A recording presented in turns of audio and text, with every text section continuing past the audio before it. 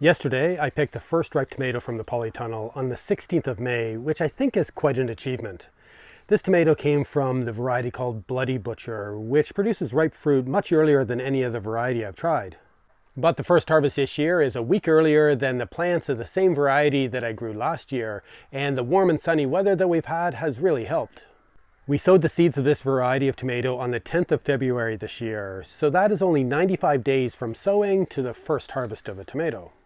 Last year I sowed the seeds of the same variety almost a month earlier, and it took the plants 132 days to produce a first ripe tomato, more than 5 weeks longer than this took the same plants this year. The warmer weather that we've had this year would account for some of this difference, but one of the reasons that the plants took so long last year is that I transplanted them into the ground in the polytunnel in early March. And although we had a reasonably warm spring last year, it wasn't warm enough for these plants at the time, even when covered with fleece. This year I delayed sowing by a month, but both the propagation space in the house and the hot box in the polytunnel have been improved, and we're able to provide warmer growing conditions than last year for the young plants. And we transplanted them on the 10th of April this year, which is still quite early for putting tomatoes in the ground, but by then the soil and the weather had a chance to warm up quite a bit more. These plants were quite big and showing signs of stress in the pots by then, but they were already starting to flower, and they've been growing really well since, especially with the warmer weather.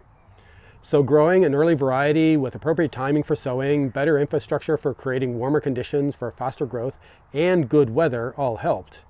And we've been quite good at providing the care and nutrition these plants needed, apart from the stress of being in the pots for too long before transplanting.